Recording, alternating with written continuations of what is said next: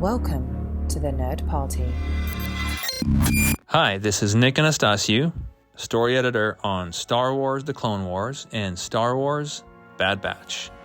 And you are listening to Aggressive Negotiations.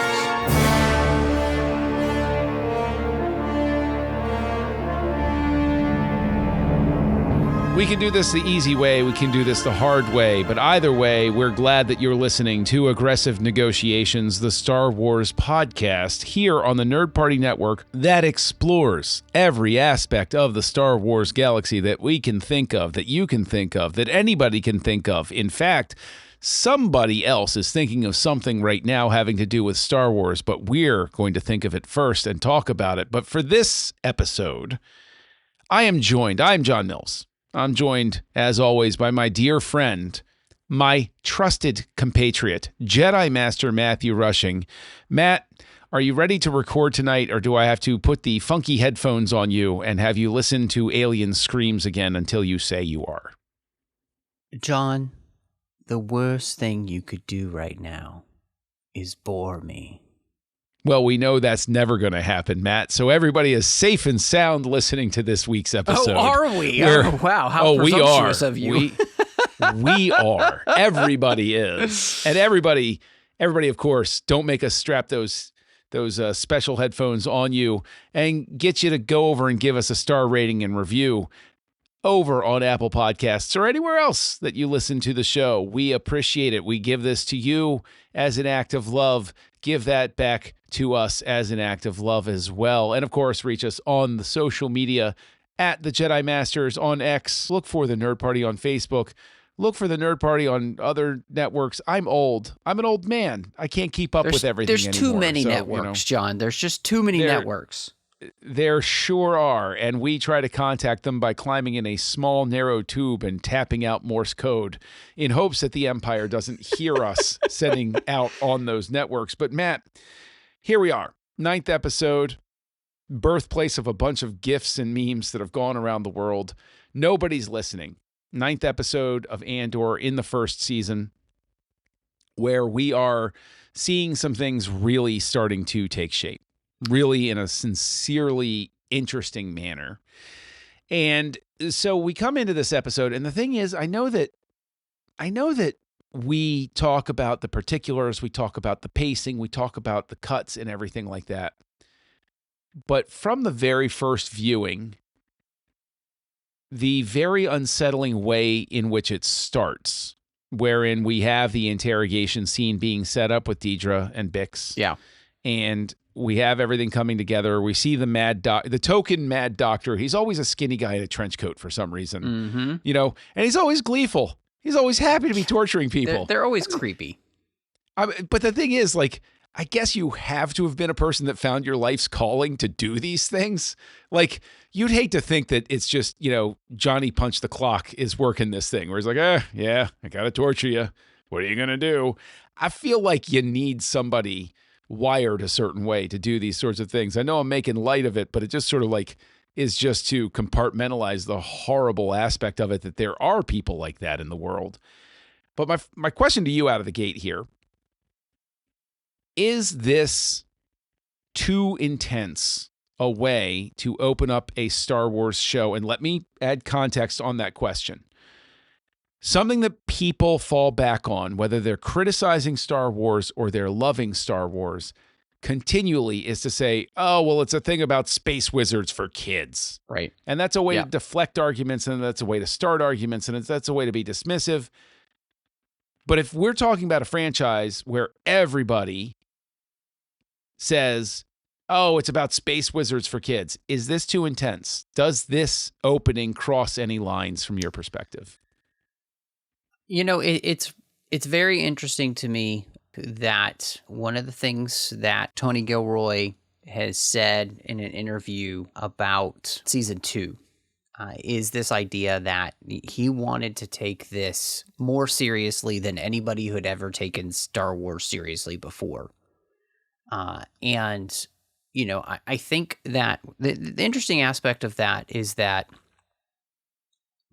for the subject matter here, and the idea of the rebellion I think that this is the perfect opportunity to do that. When you're talking about the what we're discussing, this is an incredibly dark and deep, and like as we talked about last week, I think to great acclaim with our good friend Darren. So great to have Darren on. If you missed that episode, you need to go find it. It was wonderful. We had a fantastic time with that. But this show really is asking some incredibly big questions, right? As we were talking about the conundrum that Luthen finds himself in, the conversation he has with Saw, and here again, I think we're really meeting the rubber meets the road. But at the same time, one of the things that I was thinking of specifically as this episode began was we're seeing Imperial torture. We're seeing what the Empire is willing to do to keep its power. We're seeing basically this is the Gestapo at work, right? Bix even says, "You're ISB, aren't you? You're the worst of the worst." And just as the Gestapo was the worst of the worst for the Nazis, the ISB is the worst of the worst for the Empire. And they're working with a guy. As soon as that guy came on the screen, the doctor or whatever who created this crazy thing that like scrambles your brain, all I could think was Dr. Vindy from the Blue Shadow virus episodes of the Clone Wars, and he's just so giddy about his creation and that it could destroy the entire universe if it got out, like he just thinks it's the most amazing thing ever. And this dude is so enamored with his own creation and what it can do. There's no morality there. And that, I think, is incredibly terrifying when what we're really seeing here is that we're in a place where it doesn't matter about what's right or what's wrong. It clearly is just about staying in power and being in power. And so I think that's a crazy thing here. Unquestionably, yes. I think, I go back, Empire Strikes Back sort of defeats the argument in the sense we see Han getting tortured. Yeah, it's true. Physically tortured. Good point. But there is something that has even more... It's one thing to see Darth Vader presiding over torture. Vader doesn't have a face. People forget that sometimes. Vader's mask is not a face. It doesn't change. We have to listen for voice and look for body language. It abstracts it a little bit, is what I would say. This feels more adult because of the fact that you see the sickness in Deidre's face. Oh, sure. When she's interacting. Whereas with Vader, even as he's lowering Han on, he's not saying anything to him. They're lowering it on. We know Han's yelling. We hear Han yell a little bit. It lasts not a very long time. Sure. Whereas the build up to putting Bix in the funky headset, that's the tension. That's the part that really takes it. And I think... Well, and then they don't let you listen to it, right? They don't give you... Right. Which is even because more it's terrifying than the whole aspect. Like, I think that's the other genius there is that we don't hear that. So, but I think that scene is also important because this is the moment at which Deidre goes from an interesting antagonist we've never met before, who's a career-minded bureaucrat, who is part of the machine and disconnected, and we find out, no, she's very personally evil.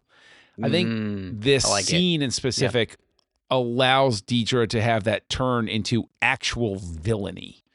It's not...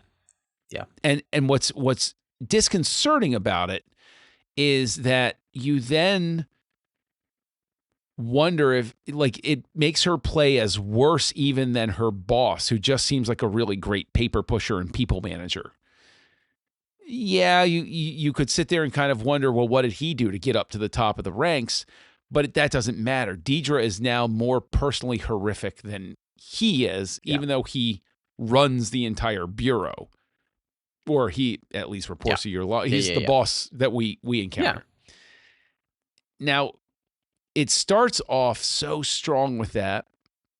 We switch to the prison where Andor is, and we see him going day to day with everything. As we flip the storylines, we, of course, also bring Cyril back into everything because previously we talked about we brought him in. Do you think that first half of the episode, not the back half, the first half of the episode, do you see any challenges with the momentum, the handoff between those segments? So no, I think that, and this is the interesting thing. We've talked about the whole Cyril thing, right? And kind of how crazy it is, and kind of how weird it is, and yet, one of the things that happens in this episode is Cyril himself. Just we realize, okay, he's crazy, right? And not only is he crazy, but he's a crazy stalker. And what I find to be fascinating about that is the way in which this, of course, is going to then build with Deidre herself, right? And it's going to tap into something with her, which is going to be really fascinating. And so, but no, I thought that really played well, because even though I don't necessarily still really care about the whole Cyril storyline, what's happening with Mon Mothma is just so good. I mean, we learn that, she's related to Val, and we see Val really taking to heart the conversation she had with Cinta, and she has very much kind of hardened and changed in that sense, and she's trying to galvanize Mon for that calling that they have taken up, the vows that they have made to the rebellion, and yet it's fascinating because you can just see, like, nobody cares, nobody's listening. This episode is perfectly named because what Mon is talking about is so incredibly important, right? It's the most important thing that's happening in the galaxy. Everybody's freedom is being stripped away and nobody seems to care. Why? Because nobody's listening. And they couldn't give to what. And then to see the weight of the mask that she's having to wear, and what it's doing to her. She has no connection with her family. Her daughter hates her. Her husband is awful, and it treats her like dirt.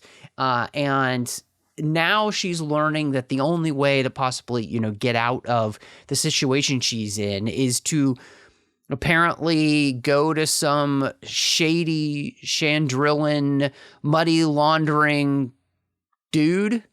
So there will be no more veneer for her anymore, in the sense that she's able to keep her hands clean whatsoever. Like, she's going to have to start playing dirty. And is she going to be willing to do that? And so, like, that storyline to me, obviously we'll get to what's going on at Narkina 5, but that storyline to me just really brings home the cost, that you're seeing for somebody like Mon Mothma, who, we know from the prequels and the stuff that's come out with her in it, whether it was in the Clone Wars, she was probably more like Padme, kind of this idealistic, like thinking that they could solve problems type of thing. Hang on. It's slowly being chipped away. I want to pull on that thread, though. Do you think that had she lived, do you think Padme would have faced this same sort of crucible moment?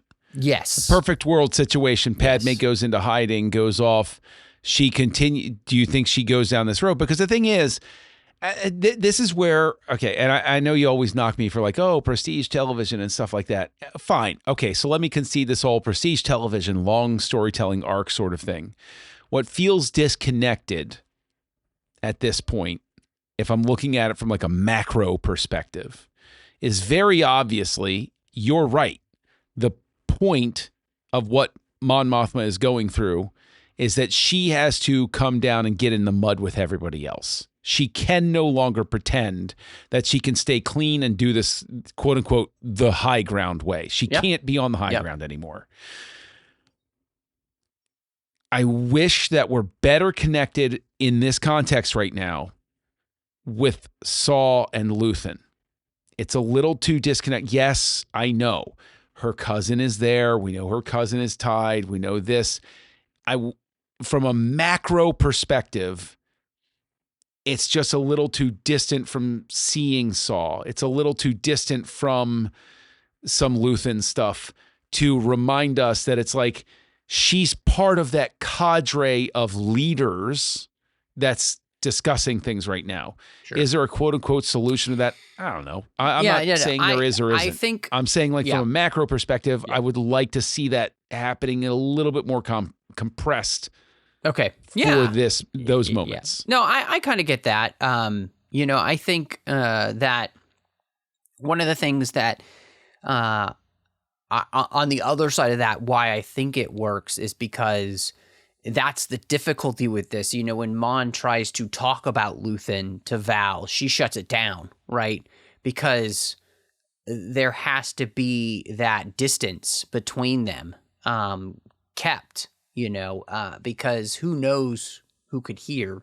And so, again, I think that's the other thing is we have Mon Mothma who's being asked to do all these things, and yet she really is truly kind of isolated, right? She doesn't really have anyone. Luthen has these other people that he is able to have conversations with, and he's not in that same position. Like, he's not in this completely alone, right? And I think that's something that makes the place that Mon Mothma is specifically and uniquely different than kind of everybody else. Oh, I don't disagree. No. I'm not saying with that. You are. I'm just saying, like, I what you were saying, where you were just kind of hoping it's closer and everything. I totally get what you're saying, and I can see how that would be really, really interesting. I think that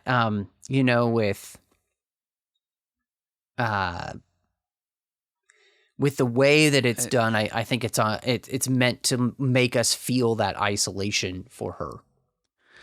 Yeah, I get what you're saying with that. I don't know that I agree with it as an approach. I think that additionally, this is one of those times where I think they could have accelerated a little bit more. I'm not taking anything away from the Narkina 5 stuff. I think that stuff is absolutely engrossing.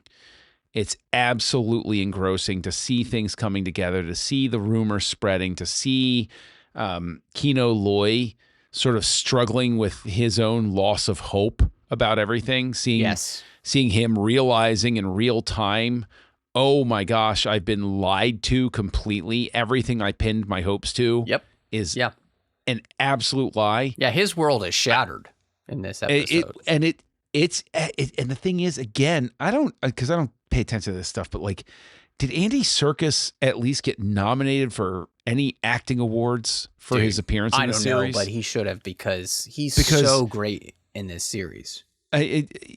Denise Goff, I think Goff is how you pronounce her last name, and he are phenomenal. The series doesn't work without the two of them. Yeah, I agree. Yes, I think that we have, we've talked about how, Diego Luna is born to play this role. He inhabits it. Yeah. At this point, like, you almost look at it and you're like, it's effortless for him at this point. It obviously isn't, but it feels effortless for him. I see the character. I don't see him anymore. He is Cassian Andor. I agree. So let's let's box it up. Let's tie a bow on it. Let's set that over to the side. We've said it enough times. Denise Goff, Andy Serkis, absolutely key to the success of this particular episode. Yeah. This is where the casting director absolutely wins their paycheck for getting these two people on the show. This is redemption for Andy Serkis in Star Wars. Yes. But I'm also going to go out there and say that Christopher Fairbank, who plays Olaf, the guy who's aged and having trouble with his hands and stuff like that. Oh my gosh. That guy. Yeah. That's the type of role that's thankless. Mm-hmm. because what the show tells us to care about is how people are reacting to him. Right. But what he's giving the audience and the other characters is so key to what's happening right now. And it's unfortunate. I think probably something why I think there could have been an opportunity to make some of these things work a little bit more smoothly. Because we talked about this, the whole Clone Wars thing, where he said, oh, well, you have the 3 arcs and stuff like that. I am going through Clone Wars, as I've talked about while we're recording this, again, with my youngest. And as I hit these episodes, here's the difference. And it's primarily a runtime thing. The majority of those episodes can really stay tightly focused on a plot line. And maybe there's a B plot line. But primarily we're in one spot, one series of events, really tightly focused. And I think that Christopher Fairbanks' performance is a casualty of saying, no, this has got to be 45 minutes to an hour. If this were a more tightly focused, like prison-only episode, I think Christopher Fairbanks gets more spotlight on him. That's not me saying restructure the whole episode just for him. I'm not saying anything like that. I'm just saying this is my way of heaping praise on him. Sure. For what he did, is to say that he's a victim of the way they decided to structure the storytelling here. Mm-hmm. I think, at least. I mean, if I'm wrong, if there's like documented evidence out there that no, everybody spent as much time going on about him as I did, okay, I will gladly withdraw the point. But were there any other supporting performances that you looked at that you were like, yeah, that really made this work? Strangely enough, the one that might be shocking to you is Cyril's mother. Because like how many people have experienced that kind of in their life with a parent who has wrapped themselves into your life in this way? And where, and even if you haven't seen that or haven't experienced it, right, you may have seen it, right, with a friend of yours where that parent was so overly involved in their child's life because they were utilizing their life as a way to live vicariously. They had wrapped all of themselves into you. And I thought that portrayal of his mother was actually very well done. And it's just what's so well done about it is she's so grating. She's so frustrating as a character. And that's exactly what you need her to be. There really isn't anything likable about her. And the way she's portraying it, I think that makes it really well done. So I got to give her credit for being able to pull that off in a way that just kind of makes my skin crawl a little bit every time that she's on screen. You almost wonder in other series, the serial character winds up being a serial killer. A serial killer. The guy right? maybe that's why that's his name, because that's what he comes off as, right? He comes off as somebody who it seems like at any moment he's going to snap and murder somebody. This is going to sound crazy. Maybe that's the frustrating thing about the serial arc is we know we're so inculcated with knowing where it points in other series, but it doesn't go there. I mean, at least it hasn't gone there yet. Yeah. So, well, I would be surprised if it did. Yeah.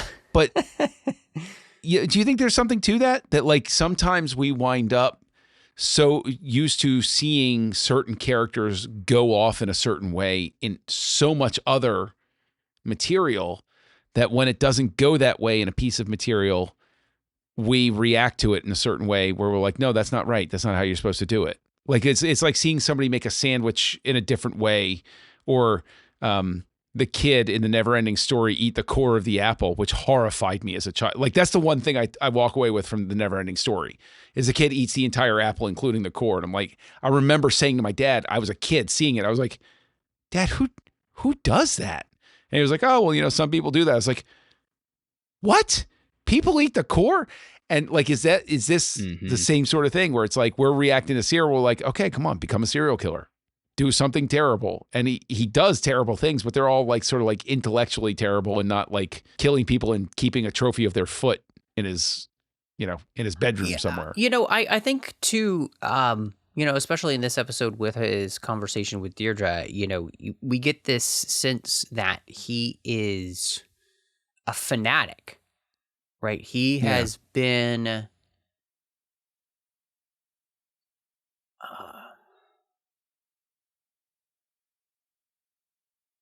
radicalized by the Empire and its mission, right? This mission of order at any cost. And that no matter what you have to do, you create that order. And honestly, that's incredibly terrifying, right? Like, I think that's what they are trying to do with him as a character. They're trying to show what happens when somebody becomes a sold out believer in an ideology to the point where it controls them completely and utterly, and there's no other thought process happening in their brain. That's what's happened to Cyril. And, I think that it's the thing that we could relate to, of course, in the time period that we live in, right? We see that happening, unfortunately, all too frequently. But it's not just our time period to which that's an issue. This is something to which we have seen, throughout history, which is, again, the type of thing that, Gilroy is pulling from on purpose. And so, I think that's kind of where that comes down for me. Well, I really think, honestly, the thing that I go back to is I think that, again, going back to the opening of the show and the alternative form of torture, you would look at that and you would say, well, they're not harming Bix in a physical way. They're not beating Bix. They're not, fake drowning her. They're not doing these certain things. All they're doing is they're playing some noises that mess with your head. And what I think is really, the reason I keep going back to it is because it's really hard not to feel like that is a very specific criticism of current times, specifically in Western culture, maybe global culture too. And I'm not saying that's a negative, but I'm saying the torture aspect of it, the quote unquote alternative forms where, is it really torture? It's hard to describe, because torture is usually this, is usually that. I think maybe that's why I think it's so adult the way they do it, is because in the aftermath of 9/11, those of us who are old enough to have lived through it and have a memory of it, these sorts of questions still rankle a little bit because of the fact I look at that scene and I do not sympathize with Deidre at all. I do not think she's doing anything correct. I don't think anything that they're doing is correct. Yeah. But you see how easy it is when you feel justified to do something like this. 100%. Because from Deidre's perspective, Bix is a rebel and lives depend on finding Cassian Andor. And I have to do extreme means to find this man who's responsible for murder. Meanwhile, shelving in the back of my brain, Cassian is literally responsible for murder. Yeah. Forget the heist. He's literally responsible for murder from the very first get-go in the very first episode. And it's so easy because you talk about the radicalization of Cyril. It's so easy to find yourself justifying taking that extra little step. Well, I'm not hitting Bix. I'm just messing with her head. Yeah, she'll be fine so long as she talks to me. You see how easy it is to sell it to anybody who's willing to intellectually rationalize it, that if you took this, say, to Cyril, if you took this to the average person on Coruscant, and you said, this is what I'm going to do is I'm going to put these headphones on, it's going to play a really unsettling tone, and then I'll stop after a little bit, and she can tell me what she's saying. it's really easy to present that in an abstract way because, again, you're not leaving any marks on her body. Yeah. I just think that's, I mean, am I No, pushing too hard into this? No, I don't think you're pushing too hard on that. I think what's interesting is the way in which we're seeing, I think the terrifying thing that the Empire does not waste people if they don't have to, right? I mean, isn't that what we're seeing on Narkina 5, right? Which, their big slip up on Narkina 5 is placing people back in the system so that other people can find out about it, right? And which is where everything goes to hell in a handbasket for them, right? And so in that, I find that really fascinating because they aren't just necessarily about taking people out for no good reason. What we're seeing is that they are willing to utilize people's blood, sweat, and tears to get what they desire from them and to build their empire, right? That it's built on the back of slaves, basically. You think of ancient Egypt with the Hebrews, right? And that's been happening ever since, and so this empire is no different, and therefore I think it subtly makes us kind of have to think about all of the uncomfortable places within the recent past and even in our daily life now, where it's like human trafficking. It's a huge issue, and yet so many people don't seem to care. So I that's one of the places. I went cheap goods from Temu, right? Well, I mean, yeah. So isn't that just the Empire to a T? They are the ultimate bread and circuses. Yes, but tacking onto that as well, staying with the prison thing, once you have the source of cheap free labor, because if you think about it, people are the one thing that's perpetually replacing itself. It's a renewable resource.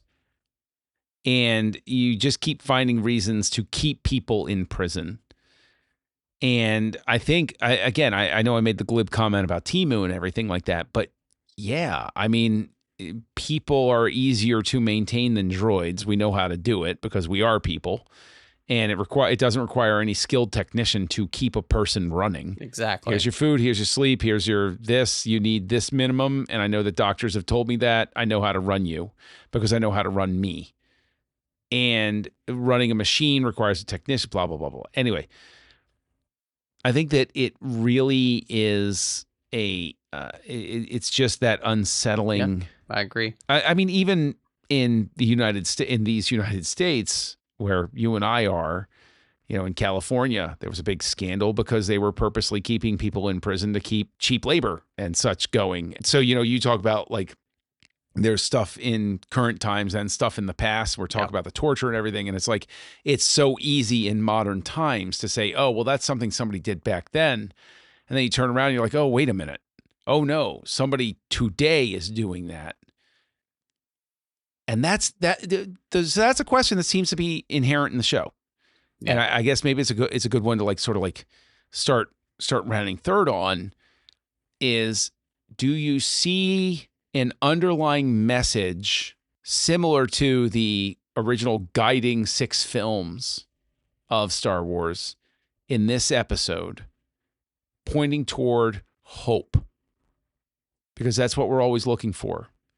Is there any spark of hope within this episode? Or do you feel really bleak at the end of this show? At the end of this 9th episode? I think the beauty of this episode is that Andor has already been planning this idea of leading a rebellion, right? He's already been working on the plan. And what he's needed is to find a way to get Kino Loy on his side. Yeah. And this is, again, I think we've talked about many times is in so many instances in Star Wars and in storytelling, and I think honestly even in just the world in general, and this is why stories reflect reality. Evil ends up defeating itself. And that's what happens, right? The Empire overreaches on Narkina 5 in a way that leads them, and their overconfidence is their weakness. And that overconfidence being their weakness, and the fact that you have somebody like an Andor in there who's ready to spark a rebellion here, has been waiting for the right moment, and the right moment came, and he took it. And Kino Loy, by the end of the episode, is on his side. And with that, you have this feeling, you're left with that hope of, okay, we are moving forward now, and we're getting out of this place, right? And of course, there's the meta knowledge that we know we're going to get out because we know he's in Rogue One, right? But the situation has been so dire here, it really is down to, okay, how does this happen? And seeing all of these pieces kind of on this moving chessboard have been incredibly interesting in this series. And part of, I think this is one of the things that I find so wonderful about the series is allowing us then to just inhabit these places. And maybe, we could be spending more time there than we necessarily need to be. But I think what it's allowing us to do is to truly be able to, as the viewer, marinate in the awfulness that it is to be under the Empire, so that then as we move towards the second season and then into Rogue One and then into A New Hope, there is that celebration, right? Like, all of this actually makes the original Star Wars such a better experience, because when that Death Star is destroyed, there's so much more to that now than there was back in 1977. Bite your tongue. There was plenty to it back in 1977. I'm saying I'm not taking anything away from Star Wars. I know, you know that. I'm just saying now we actually have even more to it. I believe you just absolutely dismissed the original Star Wars, the cornerstone of my love. That is me. That is me, an absolute it's very disappointing. New Hope hater. It took more than 390 episodes to get here, folks, but I finally exposed Matt. He hates the original Star Wars. Send I'm all the of your jerk. hate mail I'm to the him. a-hole. Yep, send me all the hate crazy. mail. So let me ask you this question, and this is something where I think that this is something where I think the world building they're doing with like The Mandalorian and Ahsoka speaks to some of this stuff. But I'm going to ask you a question on our way out the door here, or on the way back to the temple, I guess I should say. What happened to Narkina 5 after the Empire fell? I want your thoughts on that before we close out. What happened to Narkina 5, the prisons on Narkina 5, when the Empire fell? I think that's a great question, because one of the interesting parts about that is that we know that they're there making parts for the Death Star, right? They're creating the massive deflector dish. So what I wonder, does it really even exist after that project is done? Or considering they were building a second one too. So how long does this exist? This is one of the things where I think it would have been so fascinating to be able to have those stories about what happens after, Return of the Jedi. And, that could have been an incredible story of liberation of Narkina 5, right? This place that they find out is still there. as the second Death Star's deflector dish is done, I honestly think probably what they do to it is they leave all of the people there and they just blow it up. They blow them all up. I think that's a valid take on things. My brain goes in a slightly different way. I think Operation Cinder gets them. I'm willing, now that they've worked that reference in, they've taken it away from 3 really poorly written books and had a very excellent exchange about it with Bill Burr in The Mandalorian. I'm willing to accept Operation Cinder as a thing. And I think that part of Operation Cinder would have been to go around and incinerate the poor people on Narkina 5. Sure. Because part of it would have been to cripple the New Republic going around and destroying the things that could have made it function for a little bit longer. Yeah. Would have been one of the ways.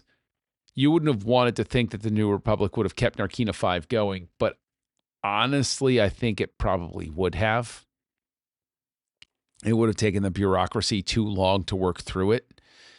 And I think the one tantalizing hint of what could have been, if it's not Operation Cinder, is in Tales of the Empire. When the New Republic envoy goes to tell Morgan Elsbeth that the Empire's done and the New Republic is taking over, I could easily see a warlord with a New Republic envoy showing up and saying, the people of Narkina 5, we have to give them, full trials, and the guy, basically the warden of the planet or whatever, being like, oh, that's not going to happen. Yeah. Hey, animation department, there's your cue. We'd love to see things like this. Give us some short episodes. That'd be really rad. Yeah, I think. Or you can always do a just a short season too. I mean, you can create mini seasons of things that we would all love to see. Our services are free. We give these ideas to you for free. Matt, any last thoughts before we adjourn? Yeah, I mean, I think this is a really good episode, and part of that is that I think it ramps up the tension. And what's kind of fascinating is that this is actually the last part of this arc, because the escape plays into the last 3. And so really this whole arc has been about cementing the horribleness of the Empire in our minds and for everyone who's been watching. And I think it's done a really good job of that. I think this episode, though, it lets you know what's coming next, in the sense that, yes, we are moving now towards rebellion, full-on rebellion. And I can't wait, man. I think so. I guess if I gave this a rating, I think this is a really good, solid 4 out of 5 for me. It's just a very well done episode, and it leaves me kind of on the edge of my seat for the next episode, which is always a good thing in television. And of course, with the way that this show was released, you had to wait till the next week, right? And so, and everybody was talking about it. So, what about you, John? Where would you kind of put this on a rating scale? I think I probably end up at a 4. Powered large. I think that my general reaction is it's like a 3.5, because I think that it's a little long in the tooth.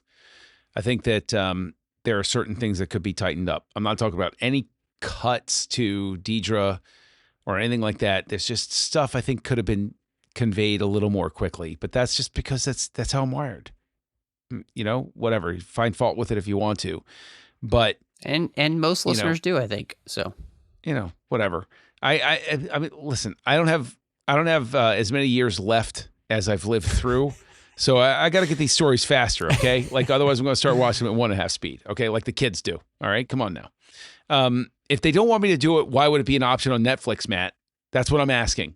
Why would it be an option? Because Netflix is the devil. That's why.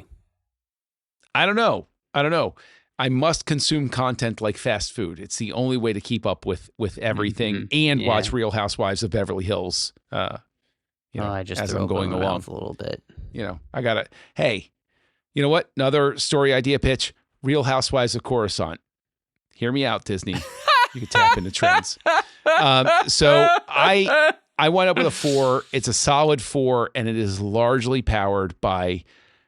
I mean, I'll be dead honest. I think Denise Goff is just so stellar. She is so fantastic in her role. Yeah, it's very true. I can't sing her praises enough. She is just absolutely phenomenal. And that's why like the floor of this is a 4. There's no way I could even like ping it enough on certain things to be like a 3.5. Like bang. That is the floor for it.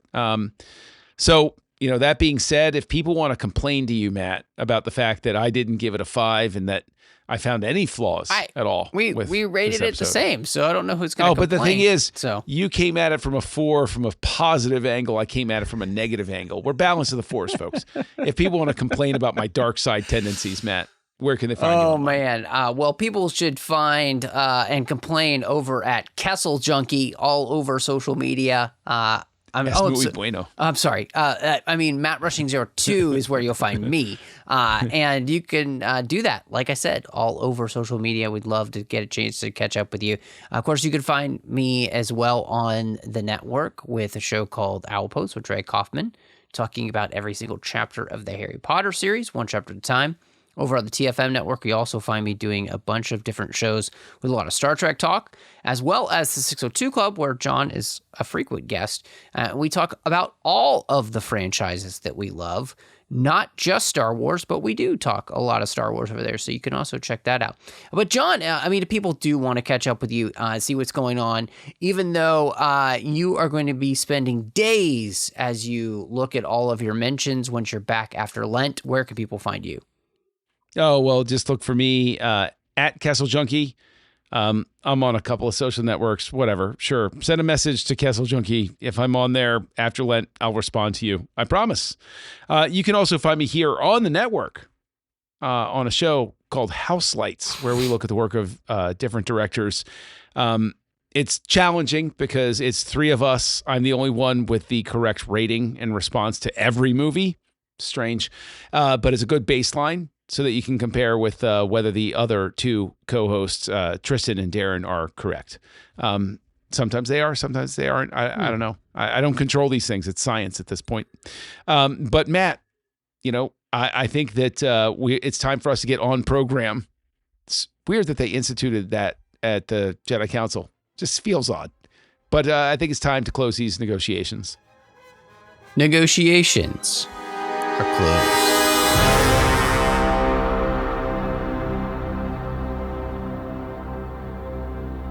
Join the revolution. Join the Nerd Party. On program.